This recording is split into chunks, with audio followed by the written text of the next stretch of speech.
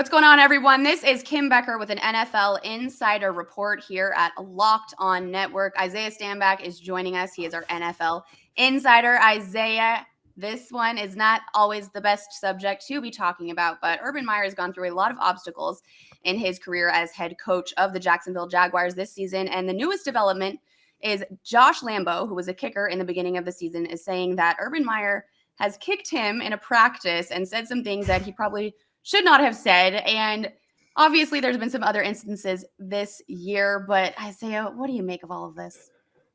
Hey, I tell you what, Urban Meyer is not doing himself any favors in his first year in the NFL. I know for sure. And the latest here with Josh Lambo, obviously making an accusation that during training camp, after missing a few field goals in his exhibition games, the coach comes up to him in the stretch lines at practice and decides to kick him and tells him that he needs to start making field goals. There's a couple other things that were said that we're not going to say on this platform, but just know that it wasn't great. And now Urban Meyer is obviously going against that and saying that there's those statements aren't true. So it's a classic case of he say, she say. But the thing is, this is not the first occurrence of trouble in Jaguars land this year in regards to Urban Meyer. I'm going to take you guys all the way back of an extensive list since the day that Urban Meyer got hired and kind of run you through a timeline of all the things that have happened. Starting on January 14th, Urban Meyer was hired as Jaguars coach.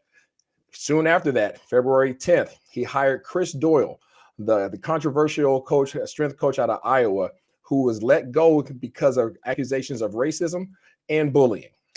2 days later, Chris Doyle, the coach, resigns from his position due to a lot of pushback within the locker room there at the Jacksonville Jaguars. May 20th, they signed Tim Tebow, former quarterback, for his former quarterback and NFL quarterback, but now he wants to sign him 6 years after not playing a game in the NFL and signs him to a new position of tight end. Very controversial, causing a lot of issues within the locker room as well and within the NFL. On July 1st, they were found, the Jacksonville Jaguars were found to have broken the rules of the CBA agreement, and they were one of 3 teams in the NFL that were fined for breaking those practice rules. The team was fined $200,000, as well as coach was fined $100,000.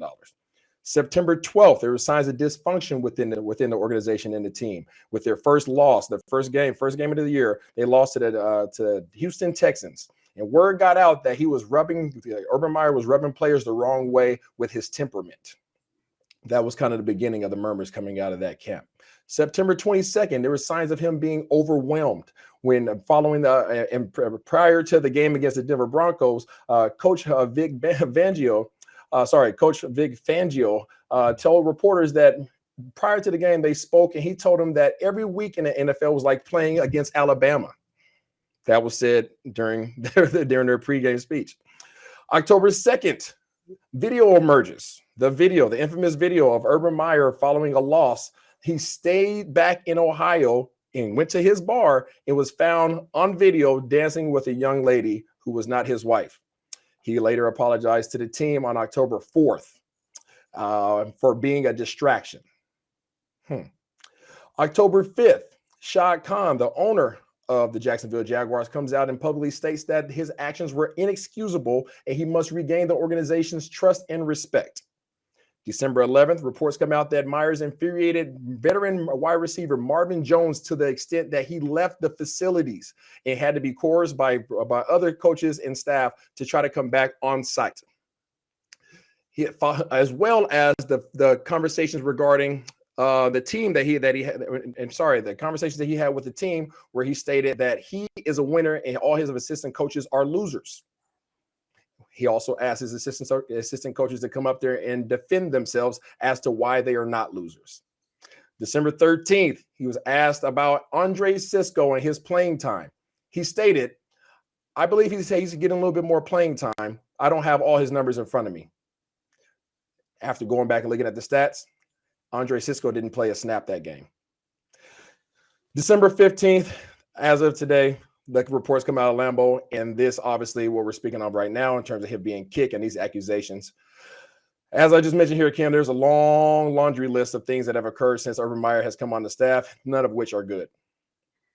Isaiah, thank you for that. I mean, hearing it all in chronological order like that and date by date is pretty astonishing. I know, from my experience, just seeing everything on the news and on the media and whatnot, you hear things, here and there throughout the season. So you just kind of get this piled up opinion of him in your head. But when you hear it like that, the date and every situation, I mean, like you said, he is really just not doing himself any favors. He's not doing No. anything that really shows that he wants to be a leader of a successful NFL team and that he's putting his players and his staff before anything else. I mean, I don't have any experience in the NFL as a player or as a coach, but I do work at a college football team, and I have never seen behavior even close to that. I can't even imagine it coming from the people that I work with. Yeah, none of these actions are indicative of a leader, of a college organization, any organization really, but especially in the NFL. And the reason why this style of coaching, this style of quote unquote leadership is not working is because you're dealing with grown men who have the opportunity to make their own decisions. In college, players are subject to whatever the coach decides, whatever he says, and most players are honestly inferior to their coach, and they're scared to step up and make a statement when things like this may or may not have occurred. Now that he's in the NFL, you're dealing with grown men, and these guys get paid to do their job, and they're not just going to stand for whatever it is that you decide to have out against them. And we're starting to see, obviously, with this timeline, all the things that have occurred. And Shad Khan, I can guarantee you, having been somebody who played for the Jacksonville Jaguars underneath Shad Khan, this is not something that he stands for, and nothing that he takes lightly. No, well, that is a very valid opinion right there. Like you said, you've played for him and you understand what he's trying to get out of that program. And this reputation is not something that the Jacksonville Jaguars want to continue. So I'm sure that we will keep following this story as it develops. But Isaiah, as always, thank you so much. That was a Locked On NFL Insider Report. I am Kim Becker. We'll see you guys next time.